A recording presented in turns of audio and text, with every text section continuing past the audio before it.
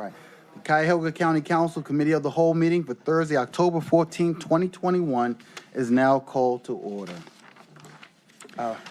Now, before I hand over the gavel to Dale Miller, our finance chair, I wanted to thank him in advance for always leading us through the budget process. This is one of the most important responsibilities of council, and Dale always ensures that this process is deliberate and informative. We need to have an open and honest dialogue with agency leaders and elected officials so we can do the hard necessary work to determine the needs of the county. I also want to thank all of my colleagues for their focus and diligence throughout this process. And at this time, I'm going to turn things over to Councilman Miller. Thank you very much, Mr. President. And at this point, I'd like to officially call the meeting to order and ask the clerk to please call the roll. Good afternoon, everyone. It is now 1:07 p.m. And as a reminder to all in attendance, this meeting is being recorded and live streamed on the county YouTube page. Calling the roll, Mr. Miller. Here. Mr. Sweeney. Present.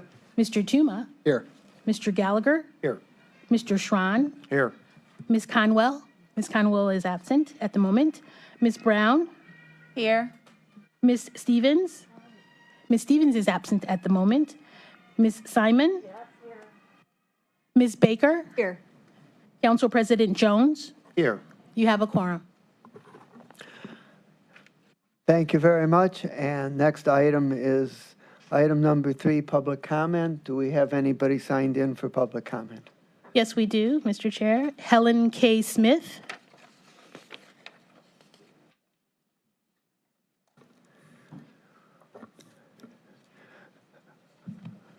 Good afternoon Good afternoon, Mr. Chairman. to the committee.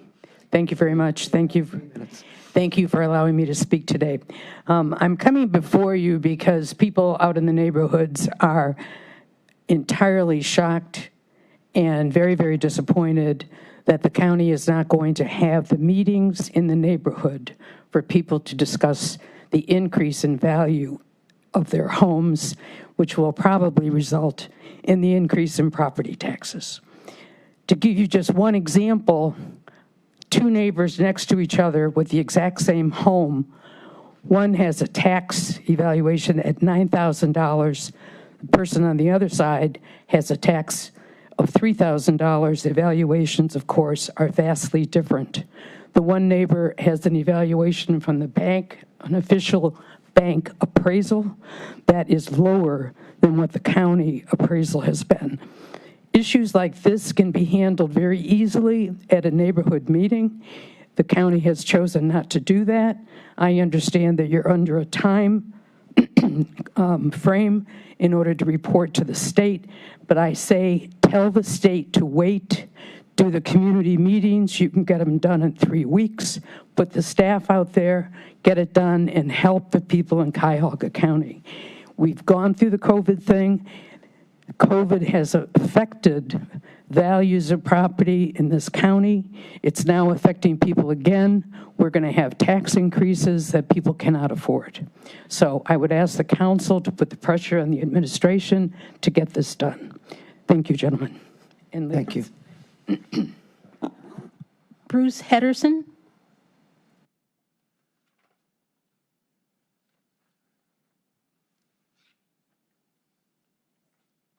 Thank you. What do I do? You can hear me? Yeah. Yes. I'd like to echo everything that my neighbor Helen Smith has said. Your budget projection is based on real estate tax increases occurring in the neighborhood without the benefit of neighbors having an opportunity to talk about those proposed increases, how they were developed, and to make some of these taxes more affordable, particularly in established neighborhoods like I live in, the near West Side, Ohio City, where the values have increased dramatically due to an awful lot of new development, which is tax abated, and somehow or other gets implemented as part of the rationale for increases for all property in the neighborhood. I understand that there are programs in Pittsburgh, as an example, that are designed to make exceptions to property owners who have resided in these kinds of neighborhoods that are on the increase in value, to have them exempt. So I would encourage you to postpone your budget hearing or the implementation of portion of the budget reflecting these increases until the neighborhood has had a chance to talk and discuss these things with the county. Thank you very much for your attention. If there are any questions. Thank you very much. Thank you very much, Mr. Chairman. Mike Dolan.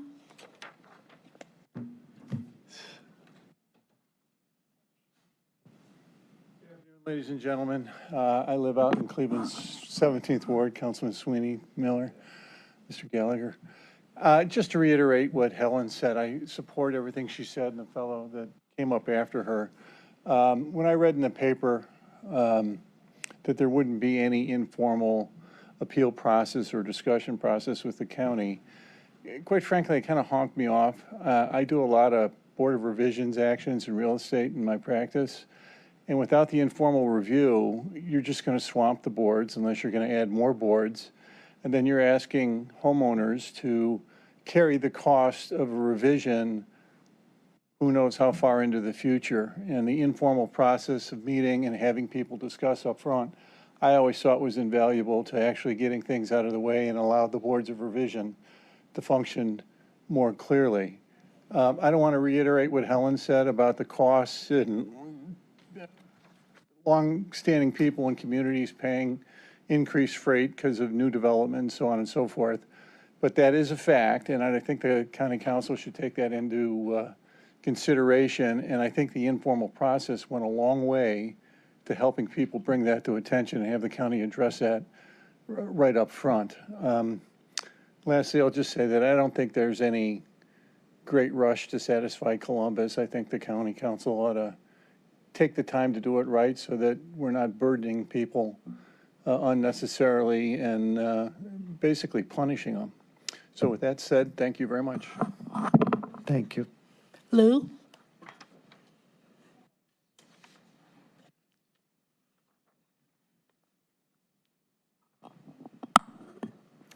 Good afternoon. After we hear the troubles the homeowners they have to go through, and now it's a homeless people's turn. Right now for this budget hearing, I'm actually go for it because I know you will be listening to all departments. So the homeless service, for example, will we be able to get proper fundings in order actually to improve the basic infrastructure for basic human needs? When you use all the buildings not suitable for residential situation, even that's temporarily, people's health, mental and physical health, both are in jeopardy. So for the time being, they stay in the shelter temporarily, supposedly, to wait for the result of their housing assistance or any other service they need help with. Will they be able to maintain their health and even their lives to survive till the time when they can receive all these helps? Just for example, Normal Health itself on 2227 Penn Avenue, you have a very limited space on the first floor to accommodate people with disabilities. 2100 on Lakeside Avenue, even they have a space to put most of the people on the first floor. Their entrance is so narrow. People with a wider power wheelchair cannot go through in and out easily. ADA compliance is one thing. The infrastructure never had a proper plumbing and electric system is another.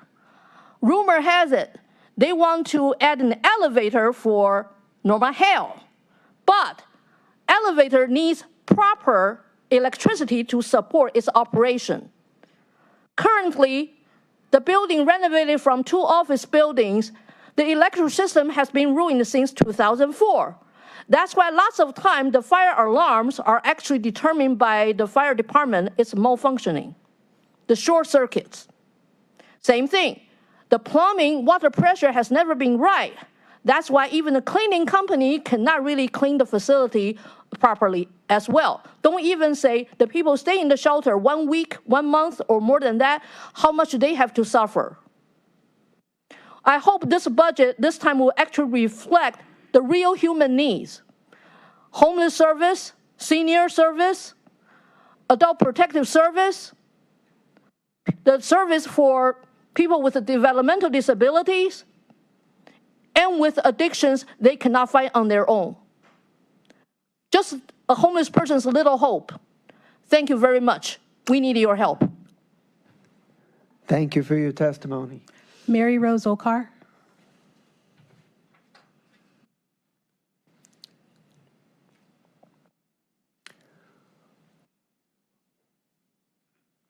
Welcome, Congresswoman. Thank you. And thank you, Mr. Chairman, with whom I served on the Finance Committee in the state government, and members of this distinguished, separate but equal branch of government, the council. And it's good to see Mr. Budish here as well, the director.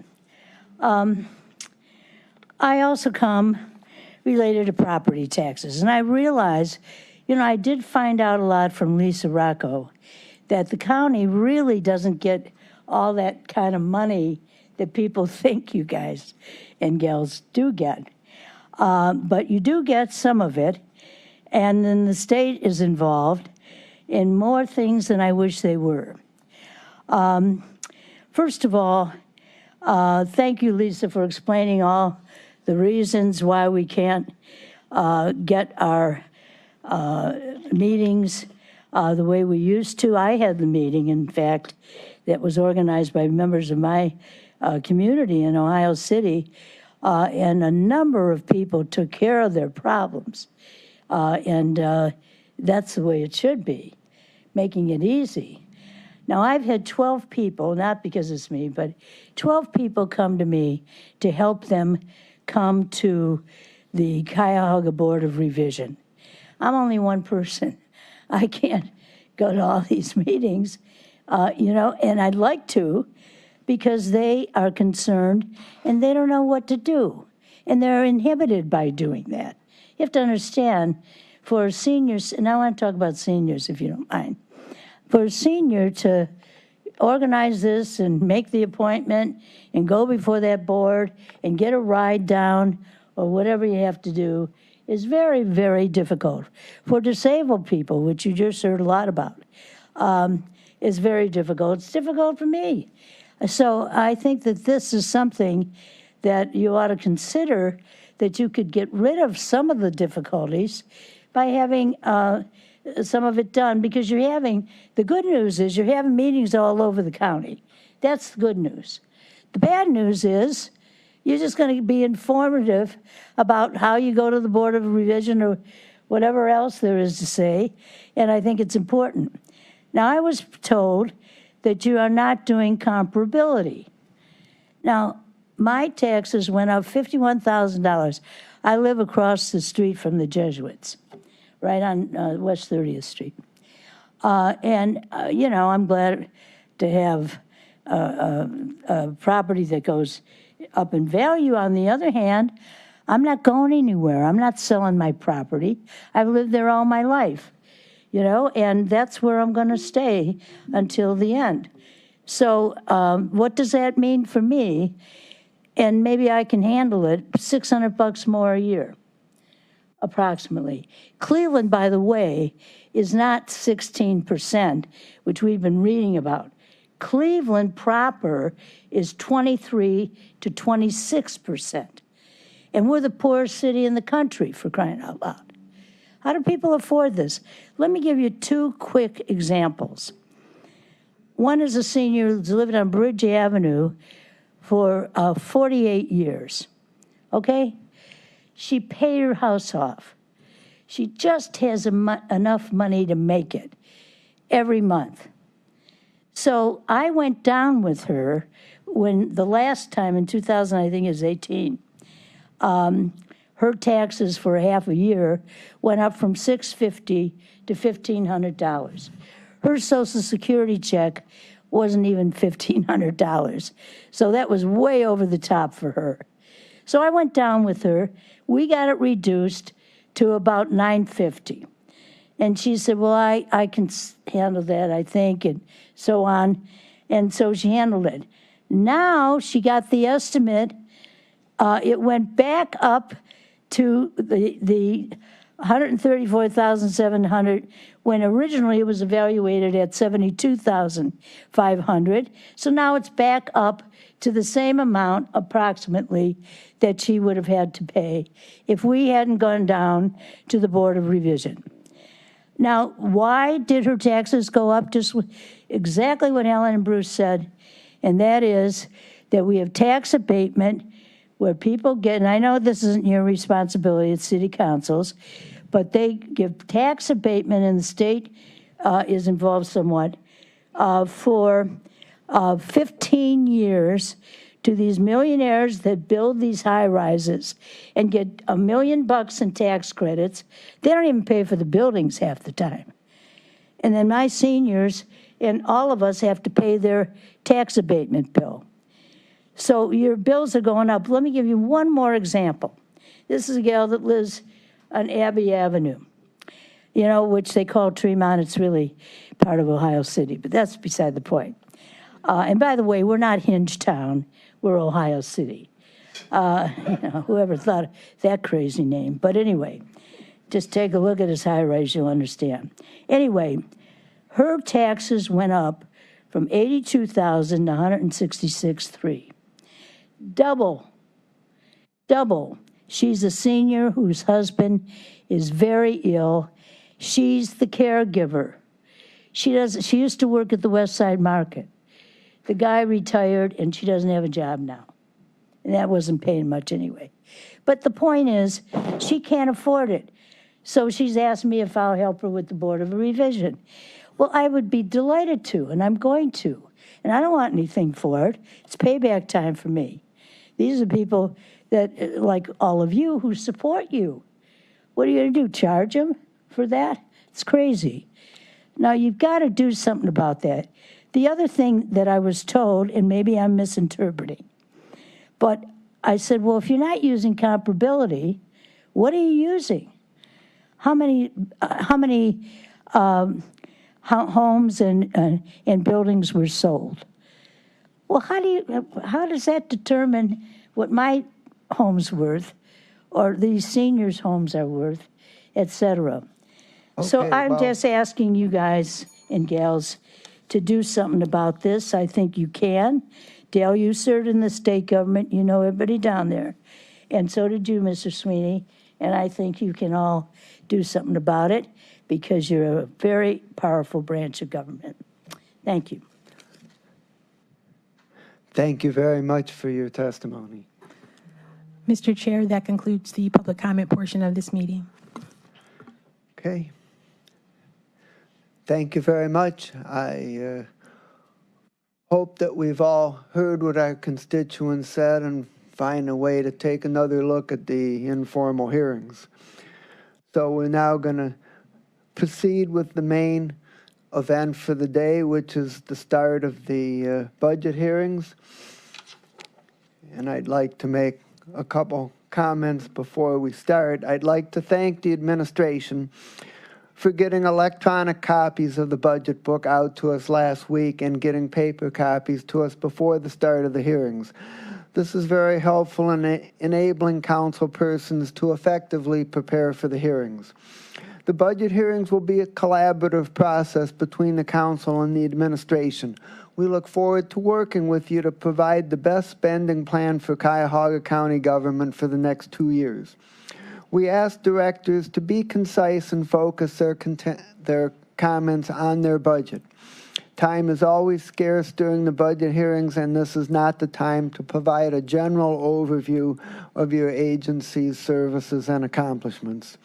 Please also provide copies of your testimony by email in advance and on paper at the meeting. We also ask directors that if your budget does not meet your department's needs, please state explicitly how much in additional funds are needed, what the additional funds would be used for, and why they are needed.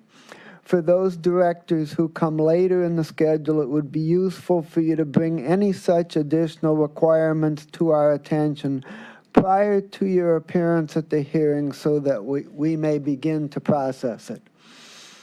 Council staff will record any questions that are asked for which an immediate response is not available, and we will send them to the appropriate people so we are clear on what the questions are. Finally, I bring to everyone's attention that the general approach we are taking is that requests for assistance from nonprofit organizations will be considered for funding through our Federal American Rescue Plan Act funds and not as part of the general operating budget. We have already begun work on developing a plan for the rescue plan funds, and this will get more focused attention as soon as we complete our work on the budget. At this point, I would like to call forward our County Executive Armin Budish for opening comments.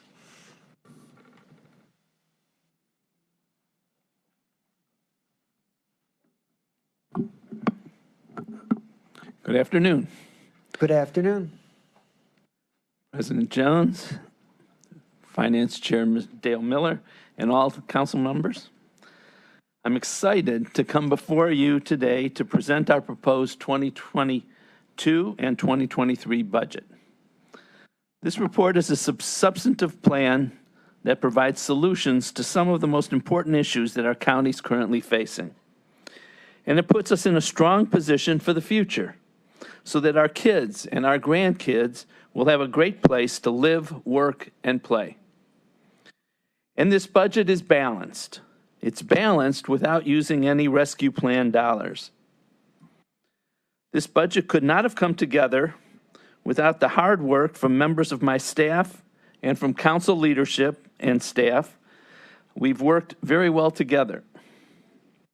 I'd like to thank Council President Pernell Jones and Finance Chair Dale Miller for their input and support. I'd like to thank Chief of Staff Bill Mason, Office of Budget and Management Director Walter Parfiowicz, Fiscal Officer Mike Chambers, and our chiefs and directors for their great help. This budget reflects and strengthens our priorities as a county. It promotes the work that we want to do and that we have to do. Our current programs are providing tremendous value to our residents. We're there to protect and support children and families. We're there for our seniors in their golden years. We're training people for the jobs of today and tomorrow. We're feeding the hungry and lifting the poor and homeless. We're protecting consumers. We're supporting existing businesses and fostering new ones to increase the good jobs for our residents. We'll continue to fund these programs so that residents can continue to receive the support that they need from their county government. But despite the substantial resources that we've devoted, there are some areas that need even more support. I want to highlight our justice system, particularly our jail and juvenile detention center. When COVID hit, we knew that congregate settings were likely to get pummeled hard and fast with the virus.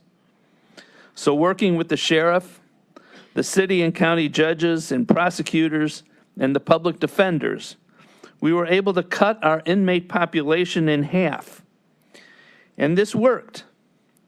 While jails and prisons around the state and the country suffered hundreds and hundreds of prisoner deaths from COVID, we had no prisoner COVID deaths.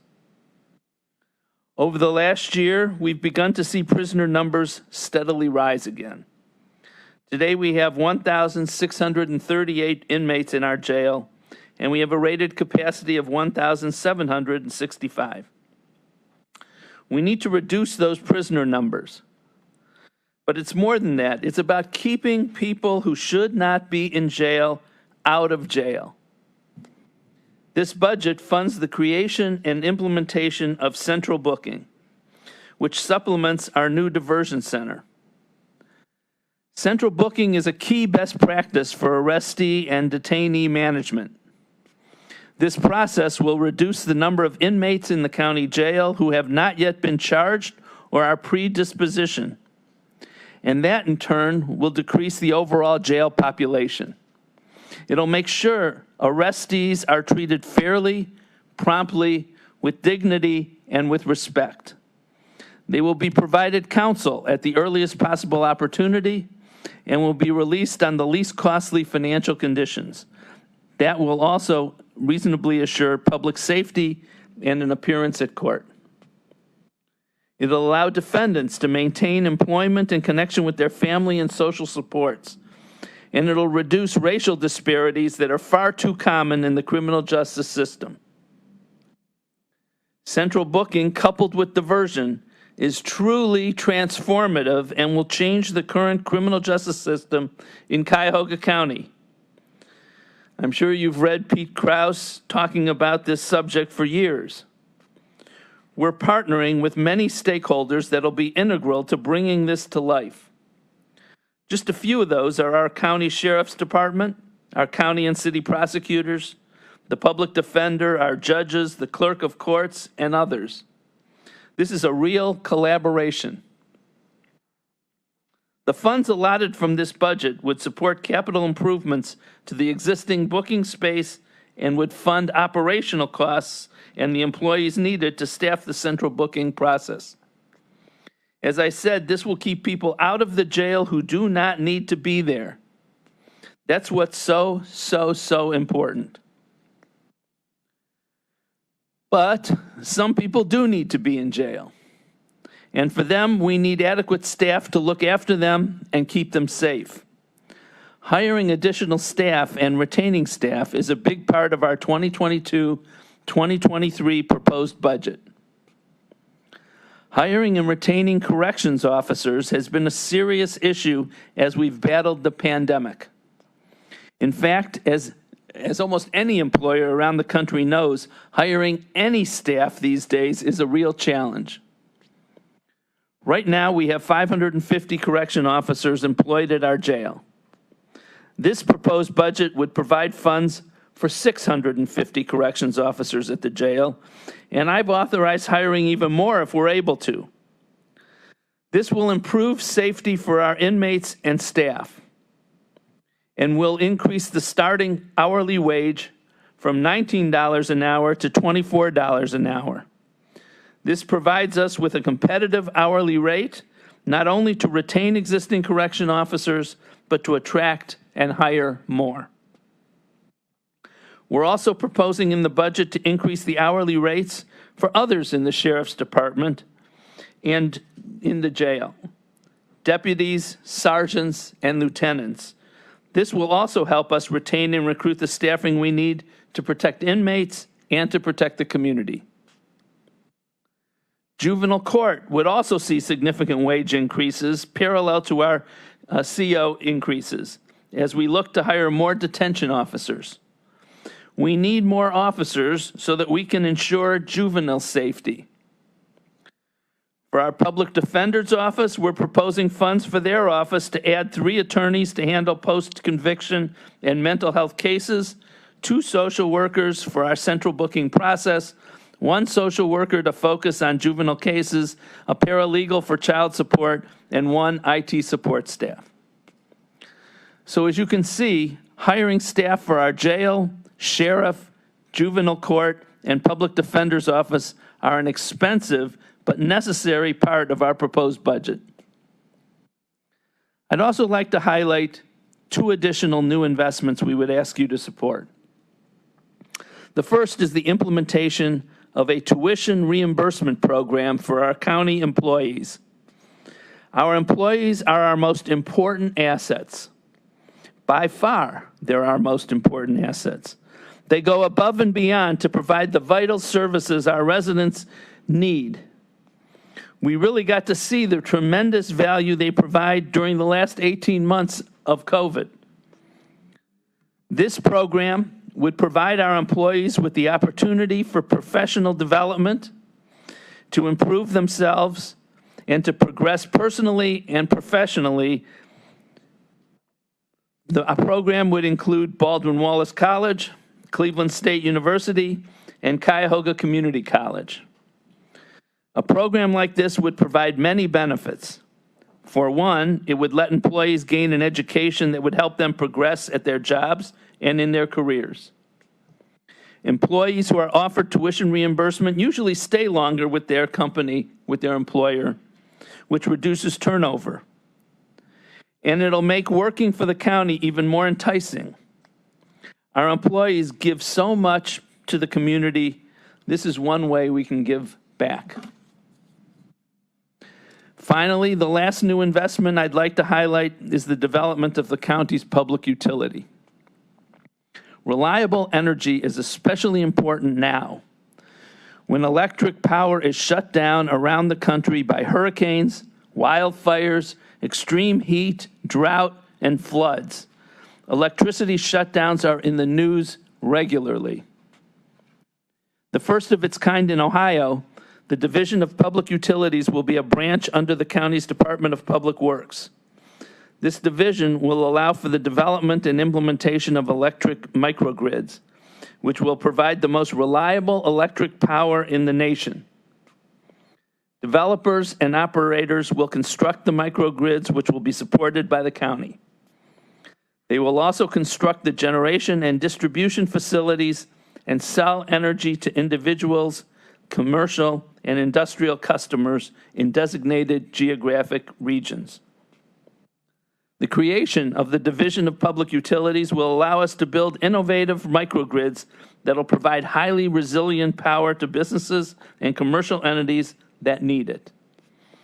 By providing power that has an uptime of 99.999%, we can guarantee that those on the microgrid won't lose power for more than 5 minutes in a year. This will be an unmatched business attraction tool for our region. As I mentioned at the outset, we're presenting a budget that's balanced without using ARPA dollars. But I should point out that to achieve balance, we had to reduce expenditures. We chose not to make cuts of people or programs that would harm services to residents in the community. The reduced expenses result from choosing to not budget for vacancies that go unfilled year in and year out. This doesn't mean we're eliminating jobs or job positions. If any department or organization is able to hire personnel to fill allotted spots, or if a department or organization is in need of additional personnel, we will be happy to consider those requests. For example, I already noted that we're budgeting for 650 corrections officers, up from 550, but if we're able to hire even more, we will. So you might ask, why not just budget the vacancies in full? And if a department or organization doesn't spend their budget, the money will just come back to the general fund at the end of the year. Let me give you 3 answers. First, we don't want to set aside money for a year that most likely won't be spent. That doesn't work, especially in a tight budget. Second, is that this will eliminate audit findings for over appropriations. And third, this enhances council oversight. In the past, some departments and organizations have used unspent funds for unfilled vacancies as a sort of extra fund by which they could move money around within their budget, usually with only minimal council oversight. That's not wise fiscal policy, and it's not what's contemplated in the charter. By budgeting as we have here, we'll have much better transparency and accountability. A department or agency that wants more funds, either for personnel or other purposes, will come to council for approval.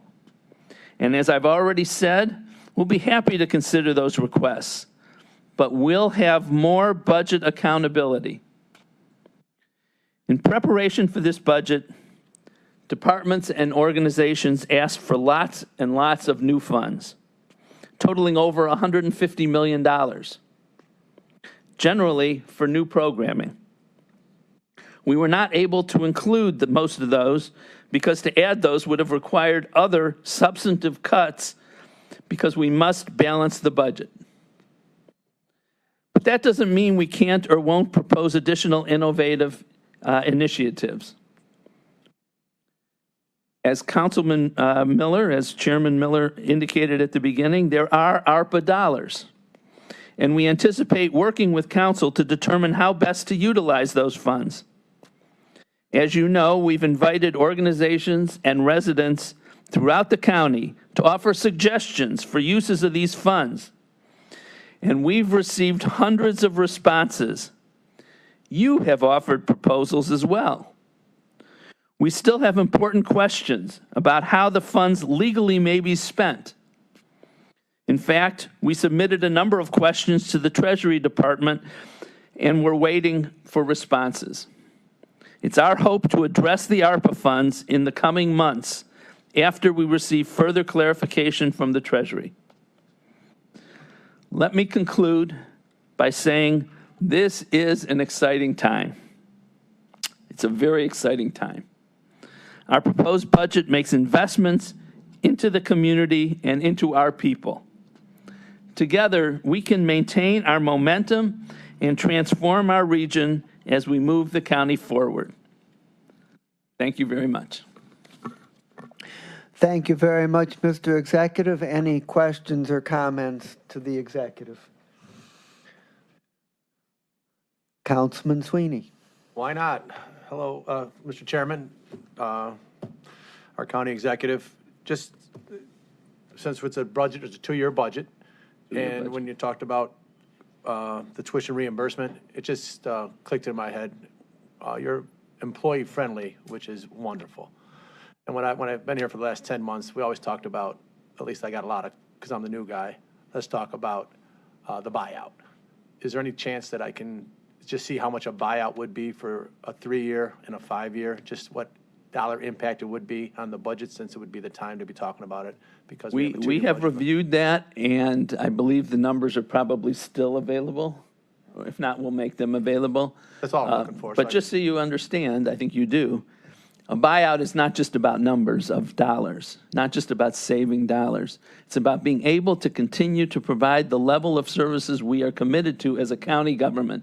And if we lose significant numbers of people with significant expertise, that hurts. We have to consider that as well as the finances. Mr. Chairman, to my executive, thank you. And all this request was a dollar amount. And we'll I'll be get more that than for you. happy to be a partner, as I've tried to be for the last 10 months, and just a bit of information I'm looking for. My first budget, so thank you. Thank you. Mr. Chairman. Councilman Gallagher. Mr. Sweeney, the savings over a 3-year period has been calculated time and time again. And the $30 million on the low side has been there. I've delivered it to the previous HR director, to the present HR director. I've met privately with the executive and his staff regarding this. Although I think it is a great time to talk about it, because what I'm hearing is we're downsizing or right-sizing available spots that aren't filled. What's that savings? What are the savings of the available spots that you don't want to budget for? This is why when you ask me the questions, you can, I think the best place to ask that would be Walter. Will you be able to give them an answer? I'll let Walter answer that question. I don't again, want to say anything incorrectly. Right, but, and we all, I hope we all agree that the savings, if done correctly, again, you got to do it right. If you do a buyout the wrong way, it costs the county. If you do it the right way, you save money. And we can do it the right way. We could do it 10 years ago, 5 years ago. We're actually on par now, 3.5 years late, average on a buyout in the county. So we're 13.5 years into what usually is a 10-year cycle. So there you have it. Thank you. Thank you, Mr. Gallagher. So, any other comments, questions? I would just like to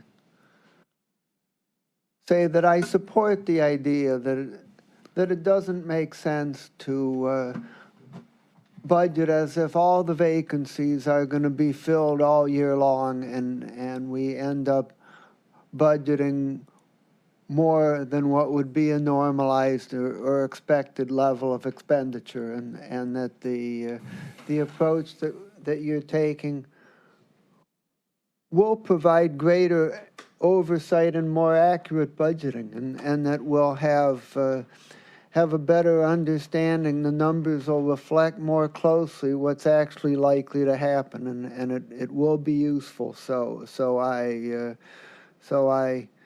strongly support this approach, and it's going to be up to us to determine exactly what those right numbers are, but I think it will improve the budgeting process. So, Thank you, Mr. Chairman. So thank you very much, Mr. Executive.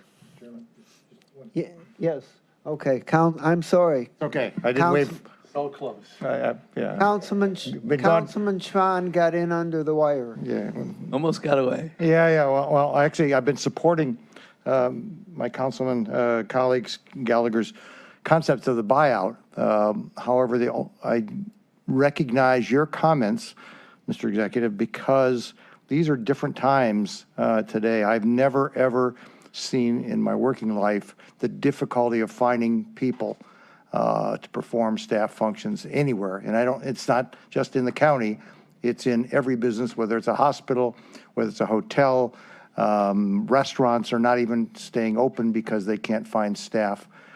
Sadly, I think that's another issue that this budget is not designed to solve, but we have created a problem, and the problem will be not only for employees within the county, there'll be a problem for finding employees in every walk of life. I can tell you, in my own business, we have open requisitions in here in Chicago, just stacked up as much as we can, and it's becoming a feeding frenzy to try and actually hire people out there with bonuses and signing things of that nature. So I support the concept of what Mr. Gallagher has been suggesting for the last few years, but these are different times right now that I would encourage long and hard as to whether we could replace 10, 15, 20% of workforce, because I think it's going to be very difficult. I appreciate that. Thank you for letting Councilman Tron make his statement. That's funny. I do want to say, Councilman, that you've been extremely involved and important in the sector partnerships and intermediaries to try to build a pipeline of employees available to sectors that we've identified as the jobs of the future, particularly manufacturing. And I don't know if you're aware, but if not, you will be soon. We've been working with, it's just a foreshadowing of the future. We've been working closely with Greater Cleveland Partnership and Team Neo and Magnet and the various leaders in the workforce area to try to come up with a plan as part of the ARPA funds to strengthen the workforce availability and pipeline. So it's something coming, and you will be one of the first to be involved with it. Then I would also suggest you follow the lead that we're doing, and I know this is an area where we get multiple wins for the county, for the government, for everyone, and that is second chance individuals be looked at as a way to bring them into the workforce within the county, find those jobs, find that activity, because we have been successful in doing this in the sector partnership. I think that it would be a multiple win up and down the spectrum for the county to look at second chance individuals in a various number of places where I think we could put them to work. You and I are on exactly the same page. Thank you. And for the record, Councilwoman Conwell has joined the meeting, and Councilwoman Cheryl Stevens has just joined us. So we have everybody here. And next on our agenda is the overview from Director Parfiowicz, just to give my colleagues an overview of what the work plan is for the day. First, we're going to have a number of presentations from Director Parfiowicz of an overview and summary nature, and in dealing with those, please remember that we'll have the opportunity to ask more specific questions of the individual directors later on in this budget process. Then the director will go through a number of smaller departments or departments that that the council doesn't interact with as directly, and as where we decided it isn't necessary to have the directors appear in person, so he will present those. And then the thing that we're going to close with is that that Tracy Mason, the director of Senior and Adult Services, could not make the date that she was originally scheduled for due to a conflict, and so we accommodated her schedule, and we're going to have her present at the end of today's session. So with that, I would call upon Director Parfiowicz to give us the overview. Good afternoon, Council President Jones, Council Chair Miller, members of County Council, Walter Parfiowicz from the Fiscal Office, the Office of Budget and Management. I'm going to just proceed with with my slide presentation. First of all, let me thank everyone for the opportunity to present the executive's recommended biennial budget for 2022 and 2023. I find this budget is encouraging. We've developed an operating plan to accomplish the goals and objectives we believe for the county for the next 2 years. So, my colleagues, we're going to have the director present until we get to the capital improvements portion, and at that point we'll break in for questions. If anyone has anything that's really urgent that they need in the meantime to understand the presentation, we can accept that. But as much as possible, we'd like to go through the main overview and then take questions on the overview. Director. Thank you. I'll start with the goals of the executive's recommended budget. A balanced budget, obviously, revenues greater than or equal to expenditures. A right-sized budget based on historical spending. County executive spoke about what we're doing, especially with personnel services. A budget that reduces our annual audit findings. I'm not sure that council members are all aware that we are cited each year for over appropriating our departmental budgets, which results in an audit finding at the end of the year. And finally, an operational budget that does not include CARES Act or remaining CARES Act or any ARPA funding.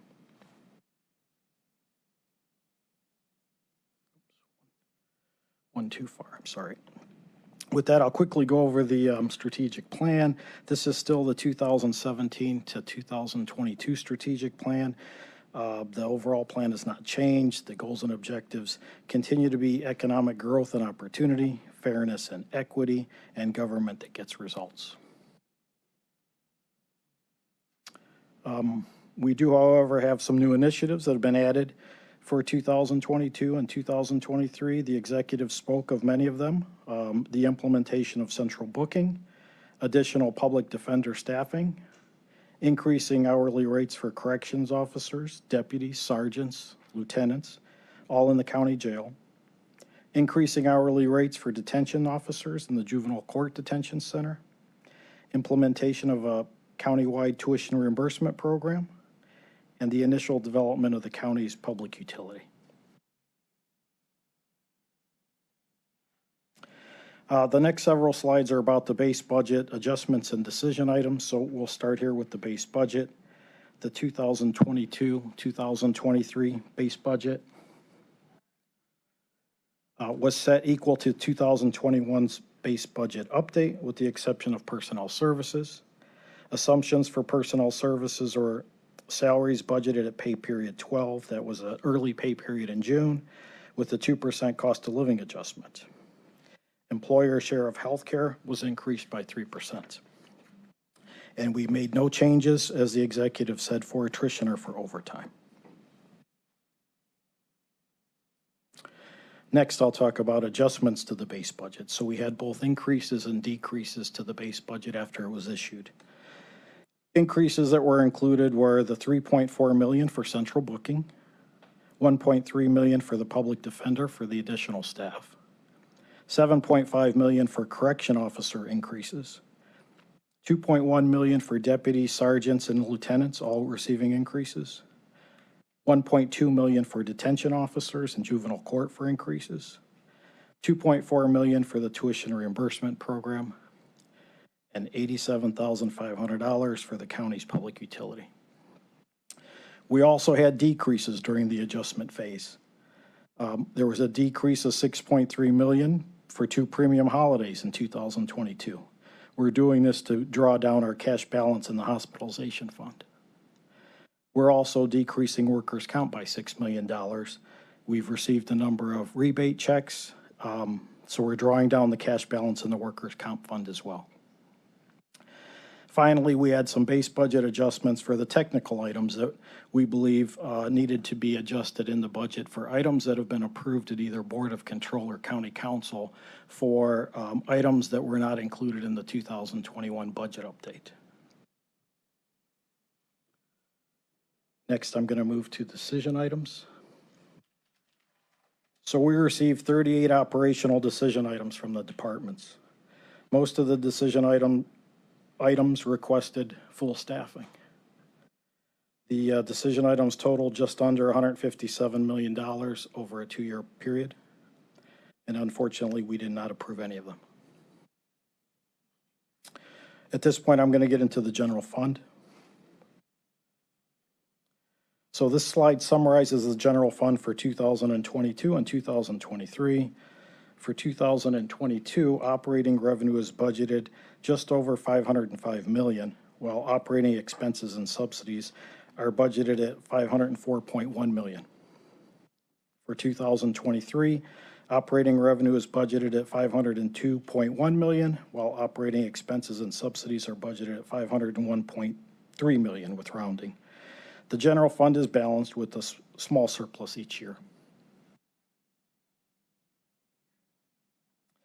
This slide summarizes the budgeted general fund revenue by category for 2022 and 2023.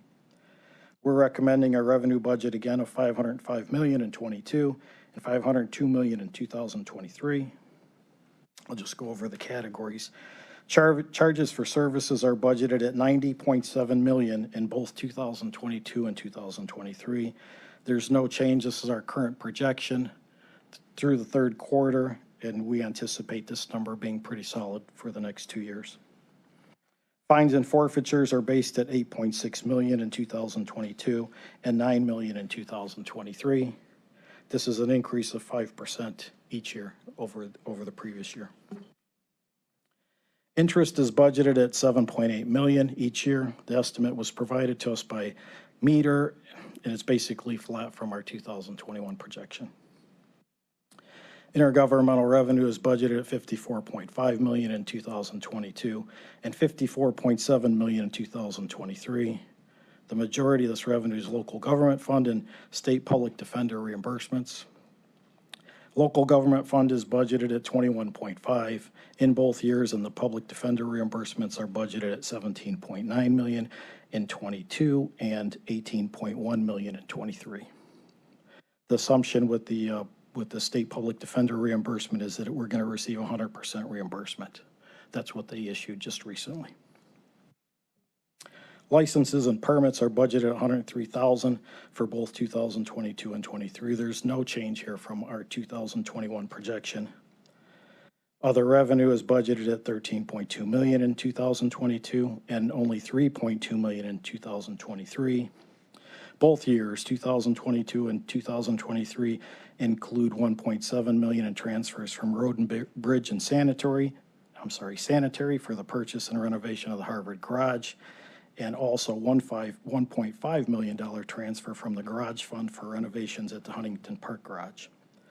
The big item is in 2022, it includes a $10 million repayment from the Health and Human Services Levy Fund for the transfer that was issued back in 2019.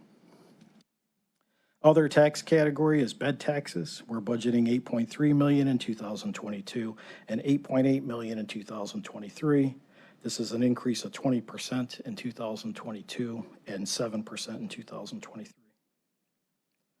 Property taxes are budgeted at $31 million for both 22 and 23. The budget includes an increase of 3.7 due to the triennial reappraisal. Sales taxes, our biggest category, budgeted at $290.9 million in 2022 and $296.7 million in 2023. This is an increase of 2% each year over the previous year. Simple chart that puts percentages on each category of general fund revenue.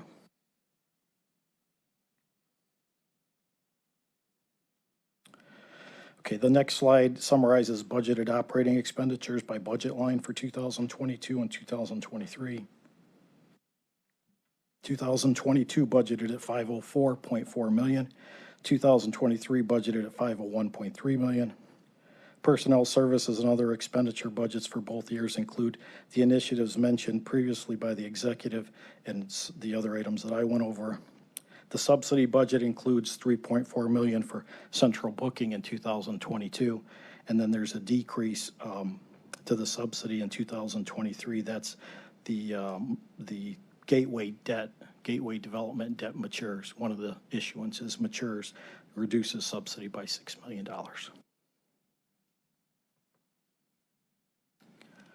This graph simply puts percentages on operating expenditures and subsidies by function of government.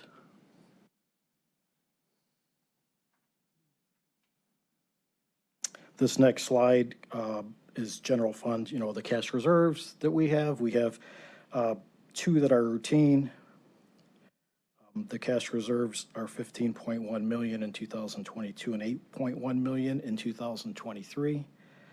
The routine items are the county hotel capital, $7 million, and the Flats East Bank guarantee of $1.1 million. We've not funded either of these two items in the past, but they're always listed as reserves, required reserves. The $7 million incentive for Sherwin-Williams, it's been carried over from year to year. It just has not been paid out this year, so the assumption is it'll probably be paid out next year.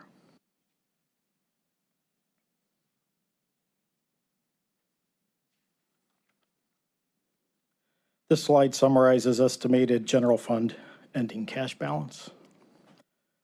At second quarter, we estimated the 2022 beginning cash balance of $168.9 million. 2022 operating revenue is budgeted to total $505.1 million. 2022 operating expenditures budgeted at $426.9 million. 2022 subsidies budgeted at $77.5 million. And we estimate 2022's ending cash balance to be $169.6 million. Based on 2021's projected operating expenditures, we are in compliance with our code requirement of 25%. Going on to 2023, again, ending balance becomes the beginning cash balance, $169.6 million. 2023 operating revenue budgeted to total $502.1 million.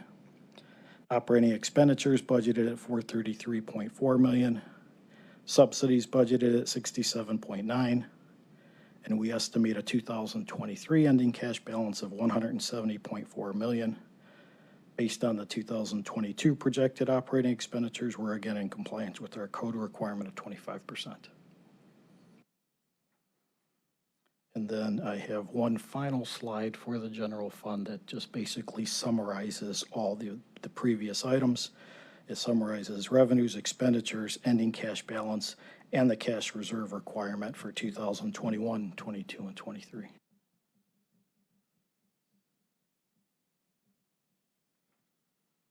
So at this point, I'd like to move into the Health and Human Services Levy Fund. Okay. Okay, following the same format, the slide summarizes the Health and Human Services Levy Fund for both 2022 and 2023. For 2022, operating revenue is budgeted at $276.7 million, while subsidies are budgeted at $276.2 million. For 2023, operating revenue is budgeted at $276.7 million, and subsidies are budgeted at $276.1. The Health and Human Services levy fund is balanced again with small surpluses each year.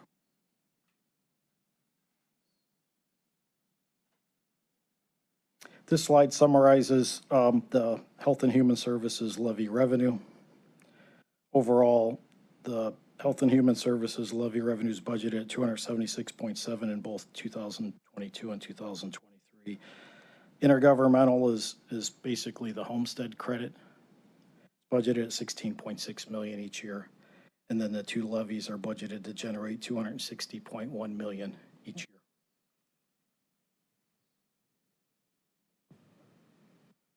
The next slide details the Health and Human Services levy subsidies by department. And I would just like to note that down near the bottom, you see there's a $10 million transfer to the general fund that I spoke of earlier.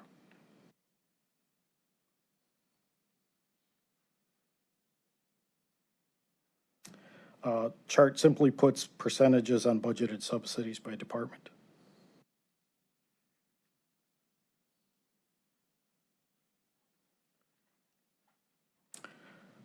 And the ending cash balance slide, simply summarizing the ending cash balance for the Health and Human Services levy. Second quarter, we estimate 2022 beginning cash balance to be $30.6 million. The budgeted operating revenue for 22 is $276.7. Budgeted 2022 subsidies are at $276.2, as I spoke previously. So we estimate an ending cash balance of $31.1 million. Based on 2021's projected operating expenses, we're in compliance with our code requirement of 10%. For 2023, we estimate a beginning cash balance of $31.1. 23's operating revenue budgeted at $276.7. 23's subsidies budgeted at $276.1, and we estimate an ending cash balance, again, of $31.7, slightly higher than the previous year. And based on 2022's projected operating expenditures, we're again in compliance with our code requirement of 10%. And now I'd like to move into the all funds just to briefly go over those numbers. I'm sorry, it's the same chart. I really like this chart because it really summarizes, for the levy, the same thing that we did on the general fund side. It summarizes the revenues, the expenditures, the ending cash balance, and the cash reserve. I think chart says a lot. And now I'd like to go into the all funds. So just quickly on the all funds. Operating surplus budgeted for both 2022 and 2023. Operating revenue is budgeted at $1.5 billion. Operating expenditures, $1.46 in 22. And then for 2023, operating revenue is budgeted again at 1.5, with operating expenditures being 1.46. The all funds budget is balanced with surpluses each year. I thought I would put together a quick graph just to show the categories of revenue by percentage. I think it tells a lot. And then followed by another graph that does the same for operating expenditures by function of government.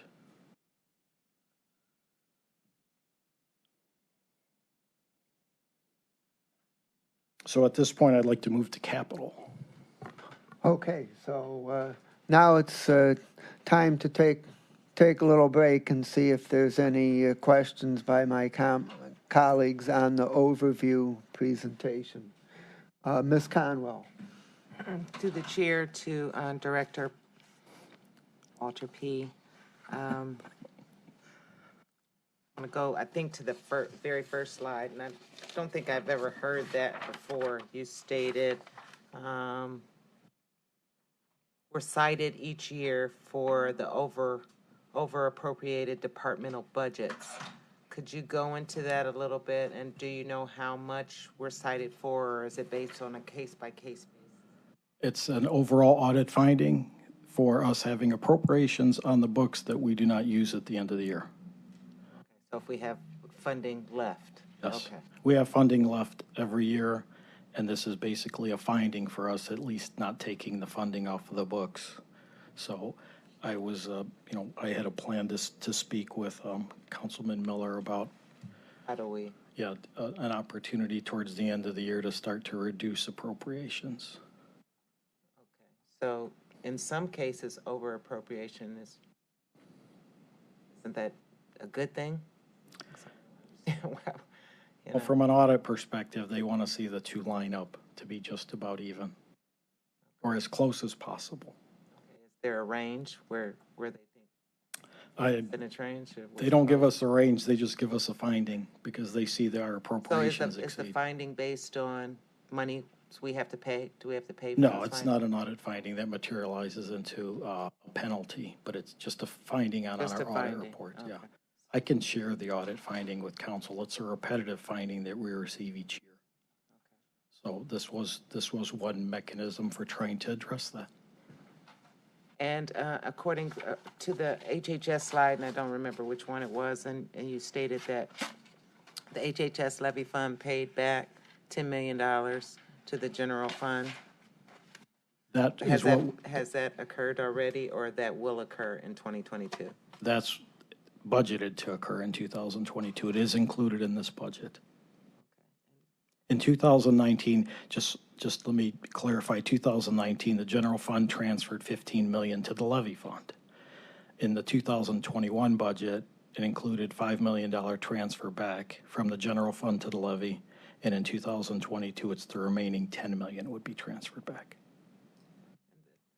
I don't know if I'm in agreement with that, because I know how much I don't know if we had a chance for a say in that, but being the HHS chair, I know sometimes, depending on the budget, and I don't remember if that was during when we were voting, taking the levy to the voters.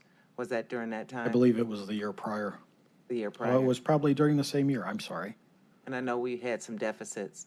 But in the past, we've always utilized those funds back and forth. Like sometimes things that we pay for in the general fund will get shipped over to HHS. So do you know why?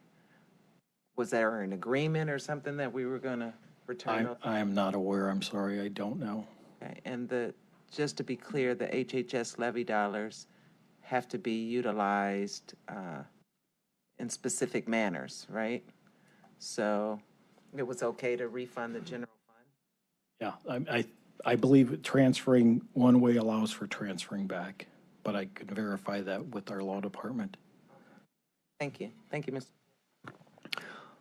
Other comments, questions? Councilman Sean? Thank you. You had commented, Walter, that there was a 3% increase in the health payments. What is the percentage that the county is paying and the percentage the individual is paying right now? I'm sorry, Councilman Sean, I don't have those numbers. I can get those for you. You're standing here telling us we're going to be paid 3% of what? I mean, 3% is meaningless unless I know what we're currently paying. It was a 3% increase of what was being paid prior.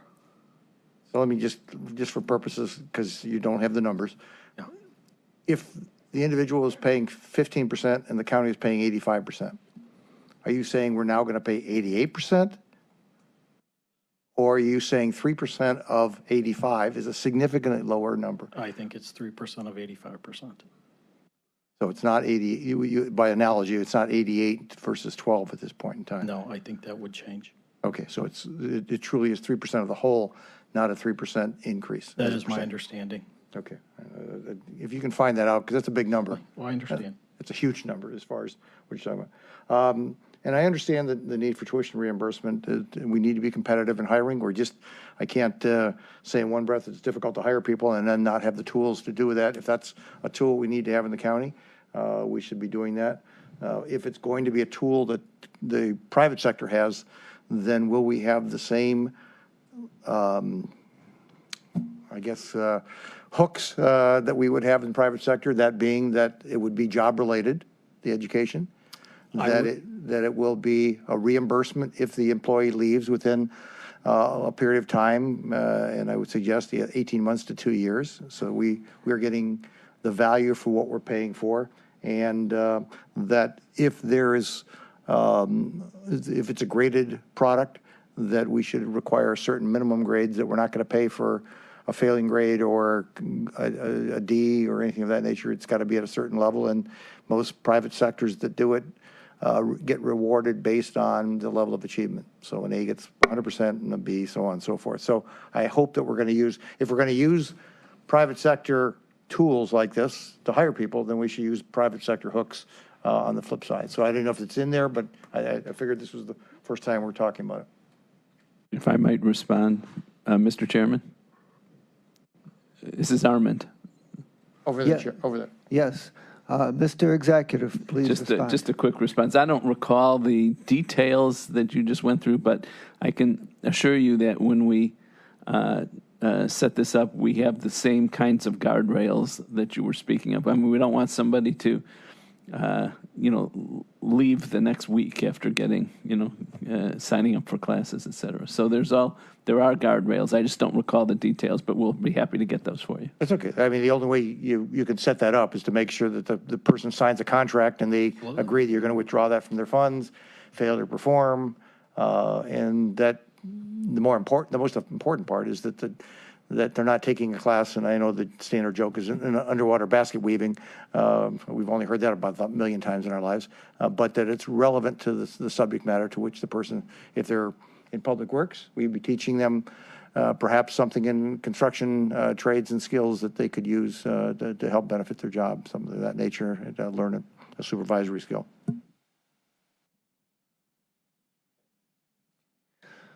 Councilman Gallagher. Are you prepared to answer my question? Yes. Go ahead. Oh, the question about, Well, we have, The let buyout. me frame it for you. So we have all these positions that aren't filled, and we've had those every year. I can't remember a year we haven't. I can't remember an audit where that hasn't been mentioned. So now, we're going to take those out. Those are all council-approved positions. We're going to, in one fell swoop with this budget, remove them. So what is that alleged savings? Councilman Gallagher, I will tell you that 2020, that we underspent personnel and benefits by $10 million just on the general fund side. For all these positions you're talking about just wiping out. And if needed in the future, you're going to come back to council requesting those positions be returned piece by piece, one by one? We would first look to the department's budget, and if it was not adequate, we would come back to council. Well, it's not going to be adequate because we're cutting it down to the bare bone. So what you're telling me is you're going to go back and request positions that you just basically told us we didn't need. Well, I don't believe we're saying that we don't believe the positions are needed. Then why cut them? We're taking them basically off of the books at this point in time. That makes no sense. Until- Unless your goal is to build a surplus of some sort, what's the goal for that? Well, people come and people go each year. There's attrition. What year has been different? I think all the years have really been they've been underspent. They come and they go. Yeah. What's the harm to the taxpayers' treasury that if they're in the budget? Other than receiving audit findings, I don't think there is. Well, we didn't care about audit findings since I've been here. Regarding that. Looks like you have some help here. Mike Chambers again. Walter and I both have overseen for many years very large departments, and we have played this game too where we demanded, full payroll for everybody. Back when we were in the county engineer, maybe like the prosecutor or courts, at the end of the year, you had that money in payroll. You could go ahead and issue out bonuses and additional payments to employees. As Councilman Miller indicated, this is going to give greater accountability to that. Because right now, you're not saying in your budget you're giving bonuses to your employees, but at the end of the year, that does happen. So we played this game, and we believe we've always asked for full budget of salaries, and never have we ever spent that. And I think that's what Walter's indicating time and time again. Who in this county, what department plays games with bonuses? You'll have to talk to the other elected Well, officials. you're the finance guy. Once again, when you set the payroll, they send their payroll over to us. A lot of them do their own payroll. They send a file over to us. We don't know. I'm just telling you, back when we were county engineer, that's what happened. I do know, and I believe that it's happening to this day in some of your other courts and other elected official offices. And this will give greater accountability to that. Yeah, and I would agree, you know, I don't want to pick on individual groups, but I'm just wondering how wise it is to remove council-approved positions, and then you're going to piecemeal come back to replace those if needed. And why would we go from, say, I don't know if the numbers were the 550 COs to 650? We've approved 725. Yeah, but we've been trying to hire for years, as you indicate, we're not getting. When we do get And them, yeah. I can tell you, you know, I'm getting a little tired of hearing that. And I understand the difficulty in hiring, which is why we put the cost up $24 an hour, which is $4 more an hour than someone at Chipotle. So what are you going to do? Watch some difficult individuals in a confined space or work at Chipotle? I mean, I think it needs to be even higher, quite honestly, but that's my personal opinion. I don't like taking out positions and then somehow framing it, well, we're going to add 650, go to 650. No, we're at 725, and it doesn't, bottom line, doesn't harm the county financially to have that number at 725. As a matter of fact, doesn't harm us, that we control, doesn't harm us unless there are divisions within what we control playing games, which I'm hoping isn't true. We are not concerned, I don't think necessarily with the executive side. As I indicated, Okay. we have never once, all these departments, every year they fight for 100%. I- Never in a I- million years has everyone ever had Mr. that. Chambers, I agree with you Taking 100%. that out to help fight this, audit finding, but it's also better control your fund. Put your resources, your revenue where your resources are. Okay. If we know that that's not true, why continue to do this? Okay, well, And I commend last Councilman Miller to last I step saw up on that the sheriff's department is under the executive team, and to cut 725 down to 550 and say we're going to move it up to 650 if necessary is ridiculous. It's at 725. And to the chair, once again, we know you're not going to bring in 150 people tomorrow. We know that's going to take time, and that's why we're allocating resources to cover that. We believe that we'll cover it, and as we indicated over and over again, we will come back and add more resources if we need to. But we've played this game for many years. We know that. But not with the executives, under the executive's control. But you're removing positions under the executive's control. We're not removing positions, we're removing dollars at the time. Keep that clear. Budgeted dollars. Budgeted, but we will, once again, for accountability. And my simple question is, and maybe I'm missing your point, and I Think so. apologize if I am, what's the harm in keeping them where they're at under the executive? Keeping the money in the budget? Right. I think the harm is you have over appropriation over and over again is what we're trying to solve, that And problem. what happens to that money? You get, well, you get an audit, it goes back into the pot again, but you get audit findings on it every year. Mike, we get those every year, right? The other thing too is it becomes a little easier when you say, well, we're gonna, we underestimate in a certain area, we're gonna move from salaries down. I mean, you give a little more accountability when you you tighten up that budget gap, the departments become a little more accountable. I think it's gonna increase accountability. But you don't. I know what okay, you're saying, we're Councilman. going- I know. I'm We're just- chasing our tail. Yeah, but we are. Thanks for the answer. It's smoke and mirrors as far as I can tell, but maybe we can talk privately and you can make more sense out of this to me. Thank you.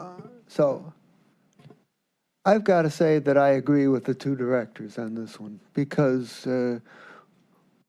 we can get to 725 on the COs with the money that you've got in the budget. The fact is, we're just not going to get to 725 tomorrow, and if we get there, we're not going to stay there, because we need a new way of thinking that this isn't a maximum, it's sort of an average. You know, the 650 is an average. Hopefully, we're going to be up to 700 or 725 part of the year, but we know that part of the year we're going to be under 650, and the money that you've appropriated is almost certainly going to be enough. And if we get up to 725 somehow and we stay there for months and months and we need more money, well, then we'll deal with it. But meanwhile, it enables us to produce a more accurate budget that's more close to what the actual spending is probably going to look like, and it helps us to plan our money more accurately.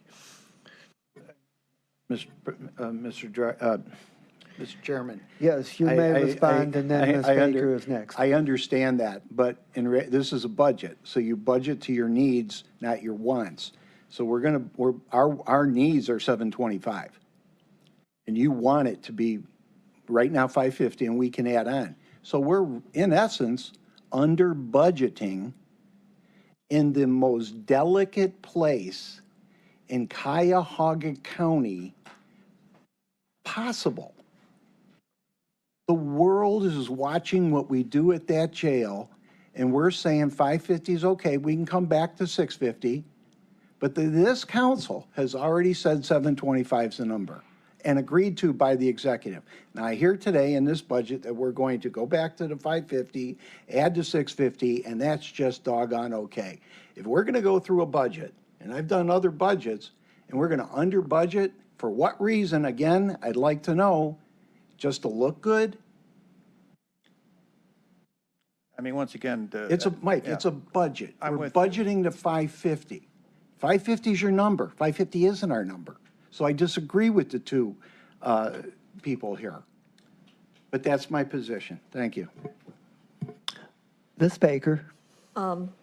Also, just as a probably somewhat the same, we have some significant vacancies that we are trying to fill, particularly in IT. So are those vacancies also taken off the books?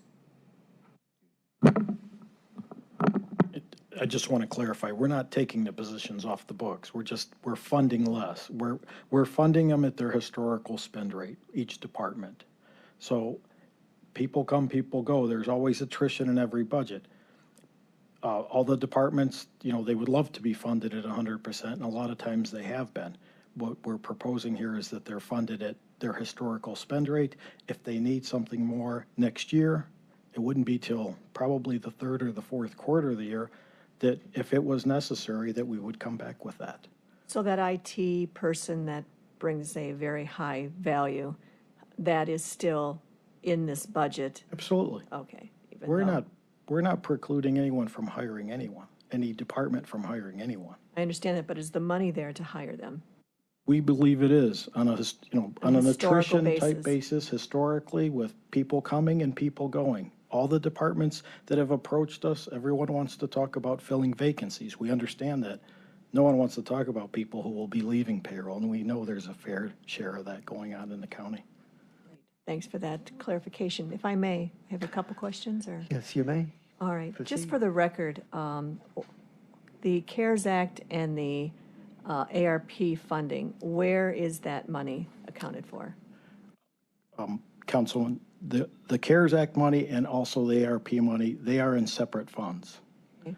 And then none of them have been budgeted. We did receive our first allotment of ARPA money. We have, I believe, something less than $20 million left of CARES Act money, which will be spent here shortly.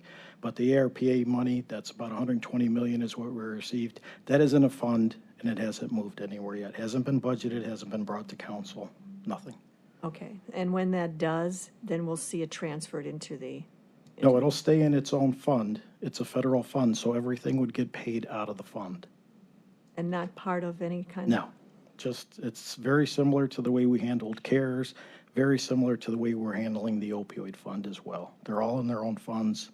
All the expenses are paid directly out of the fund. Right. The cash reserves, if I may, we typically have the 25% code requirement, 125 million, 126 million. How did we grow to 169 million? The 169 million, the cash balance grew because of our CARES Act transfers last year. Okay, so that's where we see, so the CARES Act does enter into this budget. Well, we transferred a lot of our sheriff's office expenses, especially for COs, to the CARES Act fund, which in essence replenished the general fund. Right. Okay, that's, may ask more about that later, but that's, it's good to know. And if I may, on the microgrids, what is the 87.5 for? I believe that's for funding an employee for about half a year, bring an employee on for half a year. It's a half-year employee. And for 2020? 2023, yeah, that would be a full year. That'd be a full year. Okay.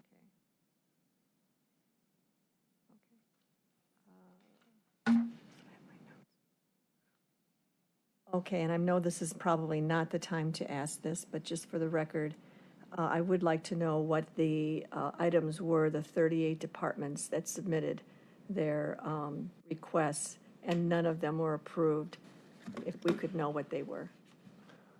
Those are listed in the budget book in the back. In the back? an appendix. Yeah, the decision packages are in Appendix C. Thank you. Thank you, Chair. Okay, so I have 3 comments and questions. The first one is that I am inclined to agree with what Ms. Conwell said about the HHS levy fund, that since that situation developed, as Ms. Baker just referred to, the condition of the general fund has dramatically improved. Its reserves have grown, and we're expected to get more because of the ability to recover reduced revenues in the ARPA fund as well. And so if it isn't really necessary, I think it would be beneficial to keep that money in the HHS levy fund, and what that does is just push back farther the date that we would have to ask for another tax increase. We want that to be at least the full 8 years of the levy, and farther back than that if we can accomplish it. So that's a matter of continuing discussion. Mr. Chairman, Yes. when you finish, I have a question. What? Oh, okay, fine. Second, Councilman Schwan mentioned about the increase of 3% in the amount of health care paid by the employer, which seems to be counter to the trend over the past number of years, in which gradually the employees were asked to pick up a little bit more. And I just have 2 questions. One is how that decision was arrived at, and the second question is why there was not a cost for that change that showed up in your amendments to the base budget, and what the cost is of making that 3% change and where that cost shows up. The 3% basically came from our HR department, conversations with Oswald. The base budget was built with a 3% factor already in the numbers. So we proceeded with those numbers, and then we reviewed the hospitalization fund and realized that we had a surplus. We've got the $13 million back that we loaned to Metro Health for COVID-19. Realized we had a surplus. That's what resulted in the 2 premium benefit holidays. And can you put a cost number on the 3% increase in our contribution for health? I can, yeah. I just don't have it now. Okay, fine. And final thing is, we usually haven't seen this before with the all funds having a $70 million surplus. Usually the all funds has been in the other direction. My question is that CARES Act and ARPA related, or are there other reasons for that? They are. It's CARES Act and ARPA related. The balances include the cash, but the revenues expenditures do not reflect that. It's in the beginning balance. Thank you very much, Ms. Stevens. Thank you, Mr. Chairman. To the director.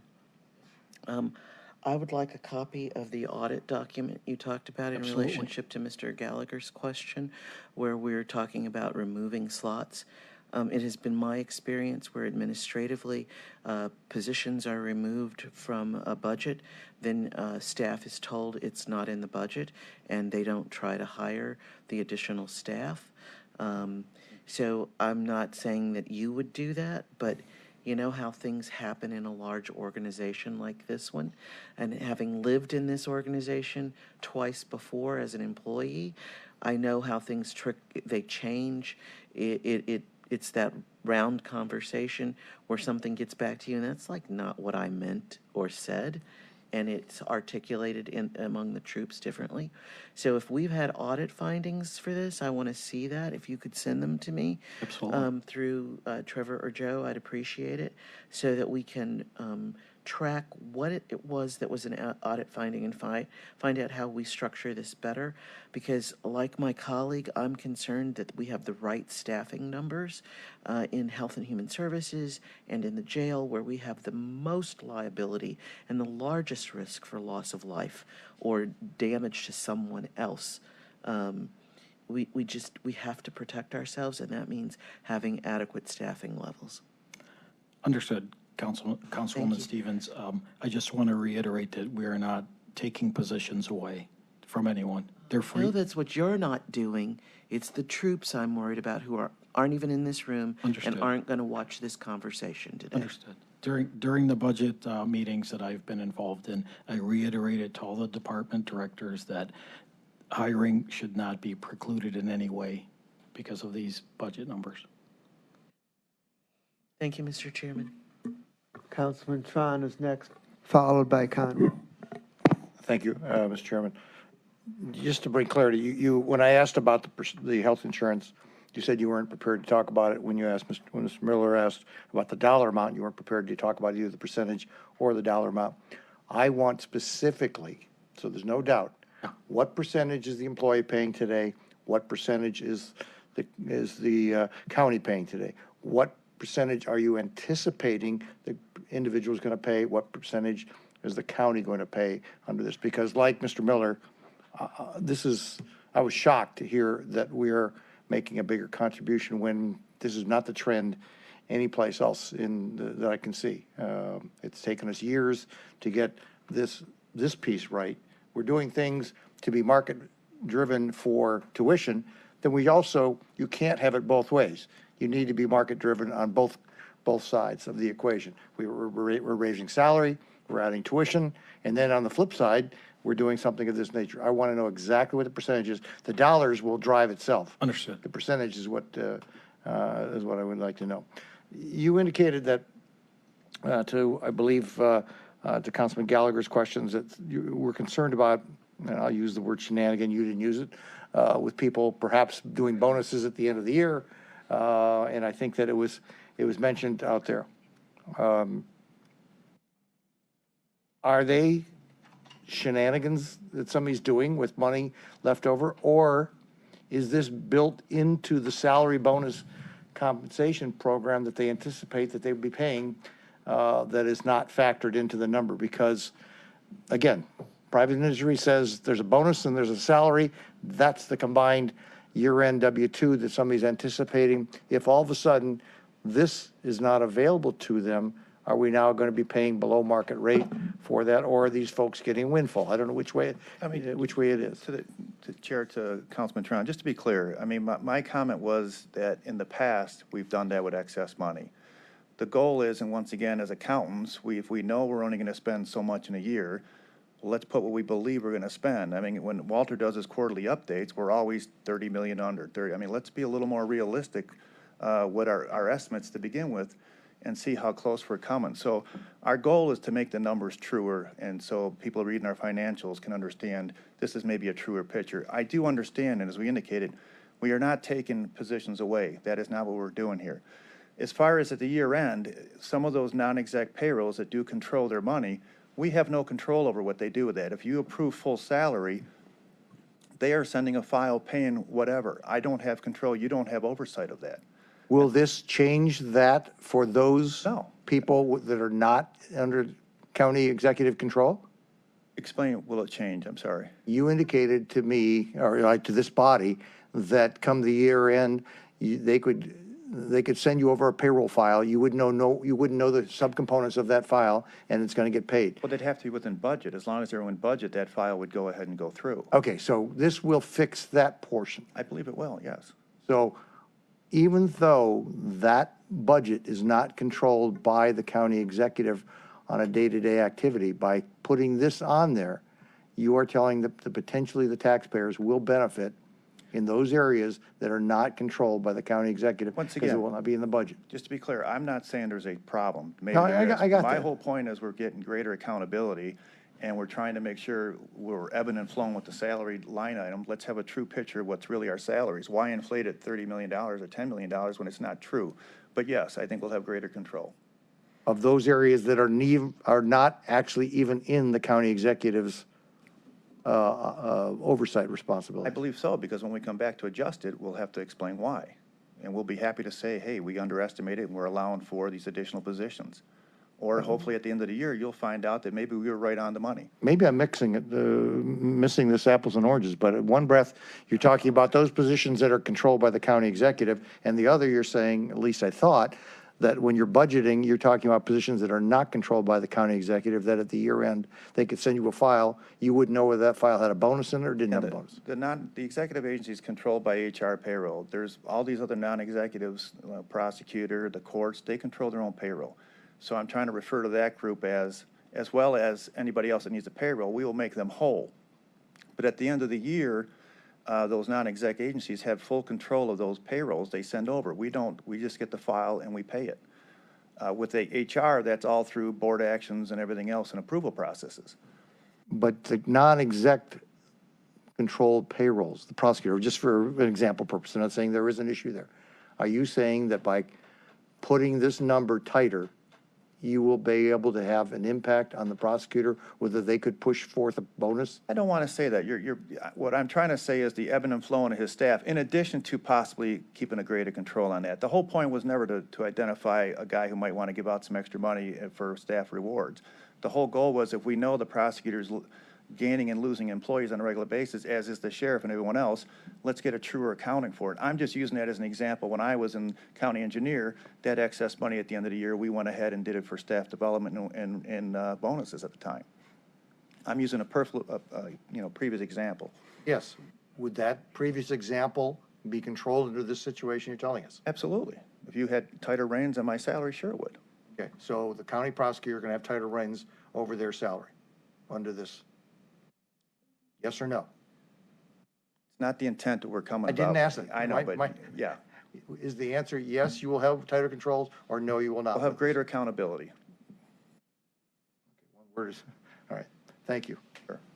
I believe the executive had a response. Yes, thank you, Chairman Miller. I just wanted to, I'm not the expert, so I want to clarify that for Councilman Gallagher, but my understanding is that by not funding positions that we don't expect will be filled, that allows us to then not lock up money in the budget. So, for example, I have to give you a balanced budget.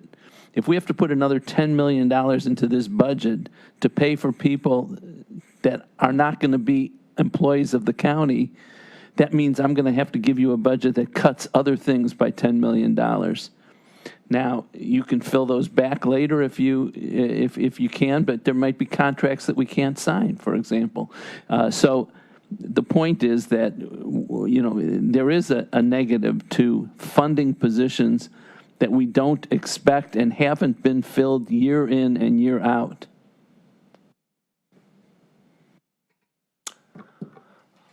Councilwoman Conwell. Thank you, Mr. Chair. I'm sorry. I forgot one other thing, if I might. Sorry, Councilwoman. I wanted to also just say, in response to Councilwoman Stevens, your point is understood. That's why we have told the departments, every department, that even though you're not being funded for these vacancies that you've never filled, if you can fill them, they've been authorized, you can fill them, we'll pay for them. We're not telling them they're losing the positions. We've not told that to anybody, and we're not, in fact, going to be eliminating the positions. As Councilman Gallagher said, we want to have 725 corrections officers in the jail.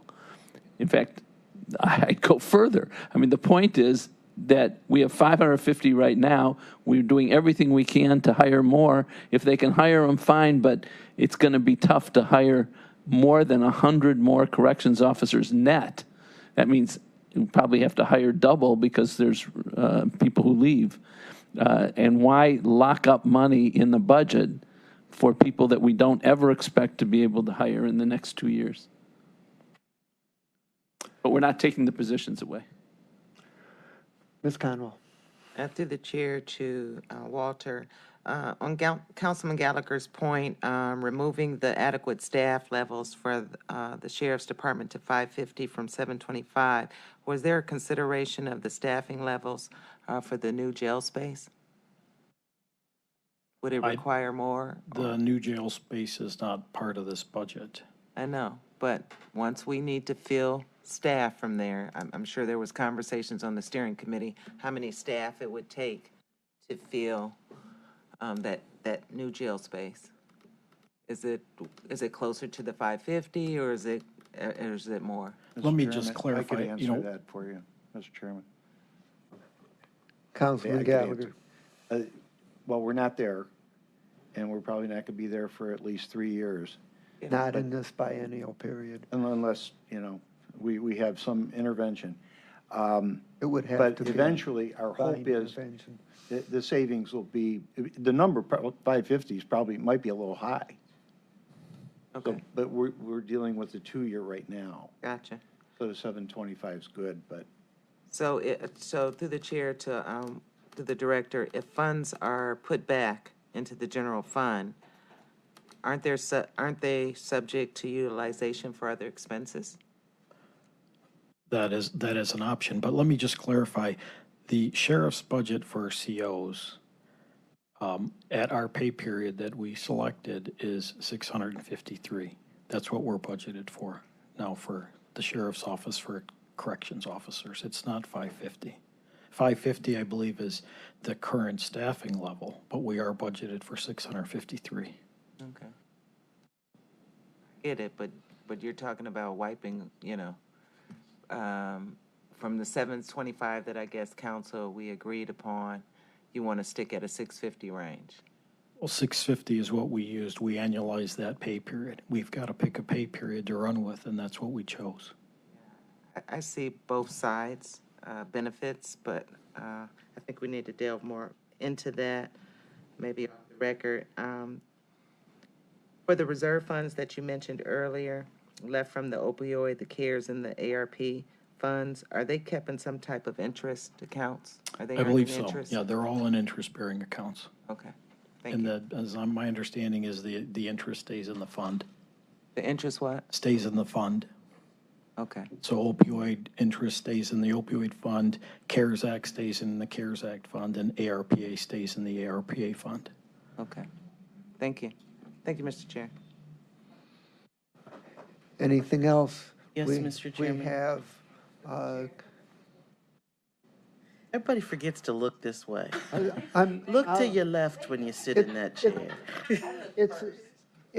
It's a very long budget hearing process. I will get it right. I will look both ways. Don't worry about that. Thank you. But for this time, it's going to be, what we're going to do, Tuma, Stevens, because we're going to do Tuma, Baker, and Stevens on this round. Okay. Okay, thank you, Mr. Chair. I appreciate that. So just to clarify, and I'm not saying it's right or wrong, I'm just trying to understand what the administration is trying to do here. It sounds to me like you're trying to still budget something that won't possibly be in existence or possibly will be in existence. I'm just having difficulty getting my arms around what the argument is for not actually having more specifics in the budget. I mean, that's what a budget is. That's what we do. If I have 3 projects at home that I may or may not get to this year, I budget for it. Right. And then if I don't do the projects, I have those funds and I decide what I want to do with them. So it just seems to me that that's, that's what a budget is. Maybe I'm missing something. No, I understand.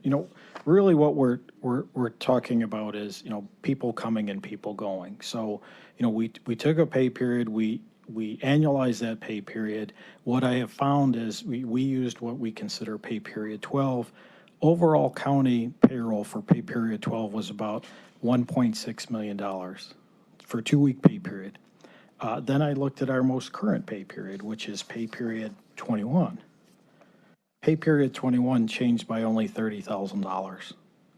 So, my point is, I think that the rate is set pretty accurately. We've gone now for 4 months and the number has not changed. People come and people go. That's just going to be natural. It's attrition. Sure, but will the budget as we set it, though, will that dissuade directors from trying to hire people when they need employees? That's my concern. Because of their concern, we won't have the funding there. I understand. We've told all the directors that this should not impact any of their hiring. We're not taking away the positions. If the position is not funded, in essence, or in the budget, and we need something next year, our proposal is that we would come back to council and ask for the money for that. We do that regularly on fiscal agendas every 2 weeks. Okay, I mean, I appreciate your position, and I understand trying to get a more realistic. Can I just give you a couple of statistics here? Sure, I thought absolutely. that these would be worthwhile for council to know. I went back and I looked at just general fund spending, for the last 3 years. Comparing budget to actual spending. So in 2018, the general fund was underspent by $51 million. In 2019, it was underspent by $21.9 million. And then last year in 2020, it was underspent by $37.9 million. And that includes what we transferred to CARES. I mean, reflecting that in these numbers, we underspend anywhere from $20 to $50 million in any given year. So we're tying that money up in these budgets. For what purpose? But the question is if there's money that's tied up and you'd use it for another purpose, wouldn't it be something that we would put into the budget? If there's another project or if there's another venture that the administration would like to go on, wouldn't that be something that we would budget for? We could. We could. Maybe perhaps we should. Perhaps. Yeah. All right. Thank you, Mr. Chairman. I appreciate that. Ms. Baker. Thank you. And just one comment on that. I think that if a director over time doesn't see that allocation is there for him to spend in the budget and he has to come and ask for it, it seems that over time, those vacancies, or at least perceived vacancies, would be harder to fill. I mean, we have vacancies right now that if we had someone walk through the door and we wanted to hire them, we would.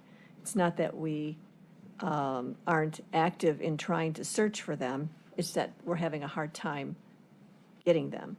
So I hear what you're saying about telling the directors, even though the money's not there anymore, don't worry, we will make sure that you will get the dollars you need. But I think there's a underlying concern there that over time, they may not think that they have the ability to hire anymore. Is that a concern at all? Not from my perspective. I mean, I've let every director know that their hiring will not be impeded in any way. And from my perspective, I think that this budget will basically work its way through next year, where we'll wind up coming to council very little in the way of adjustments. Okay. If I can, on another subject, in the Guardian conversation, we're talking about taking some dollars out of the general fund. So we're taking a direct hit of $5.25 million. And is that coming then out of the cash reserves that we show as being pretty healthy? Is that what we're thinking? Yes, that would come from the cash reserve and the general fund. Right. But that's not reflected here anywhere. It's not reflected Not at anywhere. this point, no. So those numbers are going to drop as soon as we The cash negotiate. balance would then drop. And then the 2 million annually, I believe that's on here, that will come out probably from this cash reserve also, given everything else is pretty much allocated. Can we? I'm not clear on what the 2 million is. It's undetermined, 2 million a year on the funding source. County general fund fixed, 2.5 million. Yes, that should be coming from the general funds reserve as well. Okay, and annually. As we presented last week. Now, hopefully we have operational savings, like Walter indicated, any year we're Right. 20, 30, 40 million over. If not, for our purposes, though, we identified as general fund reserve. Okay, just wanted to make that clear. Okay, thank you. Ms. Stevens.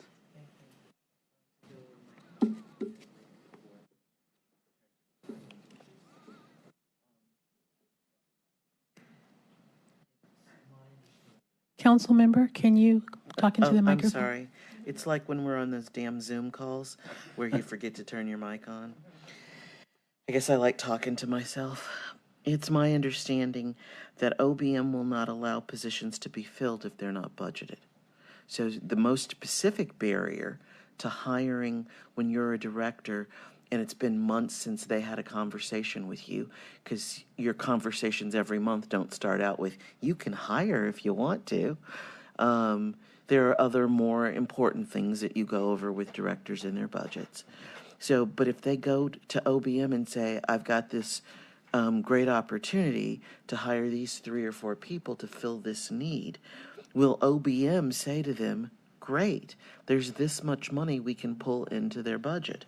Because there's a credibility gap here. I see so many things from when I served even 20 years ago that is traditionally built into the systems, and all my former colleagues have not retired yet. I understand, Councilwoman Stevens. I do not believe that we're involved in the process. We don't say whether you can or cannot hire a position.